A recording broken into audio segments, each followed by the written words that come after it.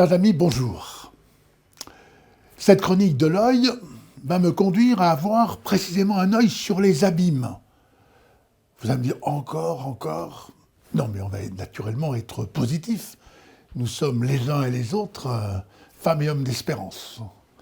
Et donc, on n'est pas là pour vivre des accablements, mais essayer de voir comment nous pouvons surmonter des obstacles, les traverser. Et je vais le faire à partir, en fait, de cette parabole du riche et de Lazare.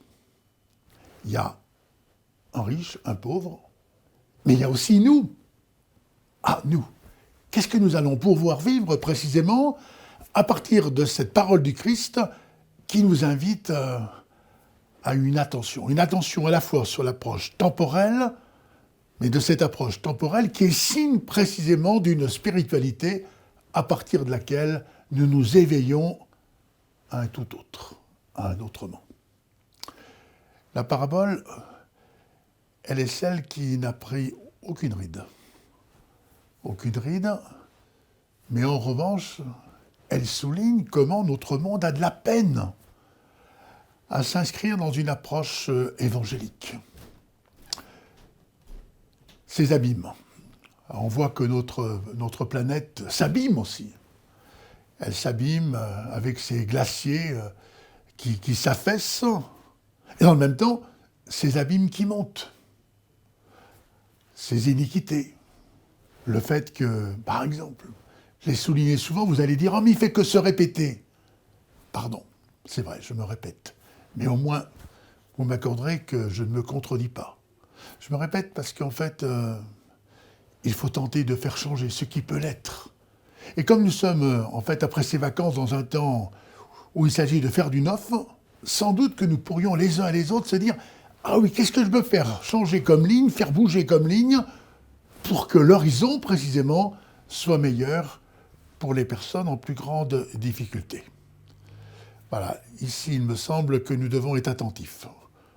Je reviens sur la question de la vacance de ces logements.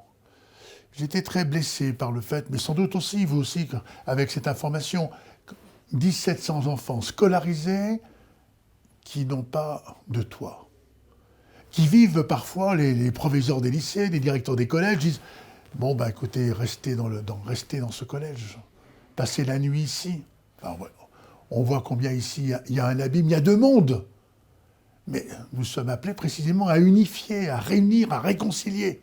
Et donc nous ne pouvons pas rester dans ce type de situation.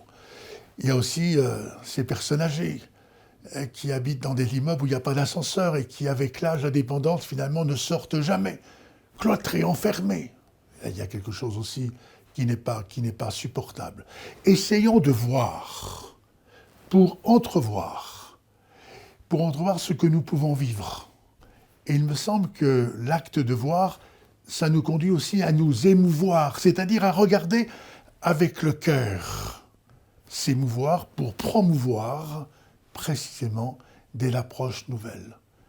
Encore une fois, nous revenons en fait au Petit Prince. Au fond, on ne voit bien qu'avec le cœur, peut-être au fond que notre monde a besoin de ces petits cœurs, de ces petits princes.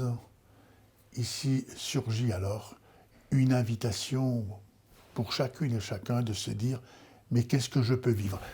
Un riche, Lazare un pauvre, et nous, qu'allons-nous faire, qu'allons-nous vivre, faire vivre pour précisément ouvrir des perspectives nouvelles. Merci.